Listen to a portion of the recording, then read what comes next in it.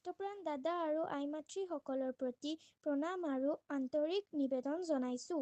পৰম পূজ্যপাদ শ্ৰী শ্ৰী আচাৰ্যদেৱৰ পবিত্ৰ আশীৰ্বাদত আৰু পৰম পূজ্যপাদ শ্ৰী শ্ৰী অভিন দাদাৰ ঐক্যী প্ৰেৰণাত পৰম প্ৰেমময় শ্ৰী শ্ৰী ঠাকুৰ অনুকূল চন্দ্ৰৰ 138তম পবিত্ৰ আৱিৰ্ভাৱ বৰ্ষ উপলক্ষে এক মহাপবিত্ৰ, মহাগৌৰৱময় আৰু ঐতিহাসিক উপলক্ষ ধৃতি দিক্ষু মহামহোৎসৱ। এই পুণ্যময় মহোৎসৱ উপলক্ষে হোজাই, নগাঁও, মৰিগাঁও, ডিমা হাছাও, পূৰ্ব আৰু পশ্চিম কাৰ্বি আংলং জিলাৰ অগণিত ভক্তবৃন্দ একত্ৰিত হৈ ভক্তি, শ্ৰদ্ধা, শৃংখলা আৰু ঐক্যৰ এটা অনন্য আৰু স্মৰণীয় নিদৰ্শন স্থাপন কৰিবলৈ আগবাঢ়িছে। আহক পৰম প্ৰেমময় শ্ৰী শ্ৰী ঠাকুৰৰ পবিত্ৰ চৰণত নিজক সমৰ্পণ কৰোঁ।